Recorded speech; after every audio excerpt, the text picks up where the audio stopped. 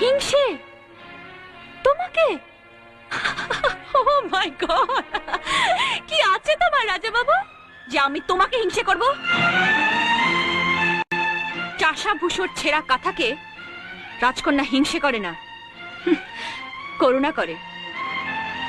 আপনি নিজেকে রাজকন্যা ভাবতে পারেন, করুণা করতে পারেন আপনি আমার উপর, কিন্তু আপনি আমার যা ক্ষতি করেছেন তার আমি শোধ তুলব, তবে আপনার ওই করুণা দিয়ে নয়, আপনার ভালোবাসা পেয়ে। সাক্ষী রইল এই মাটি, এই আকাশ, এই বাতাস।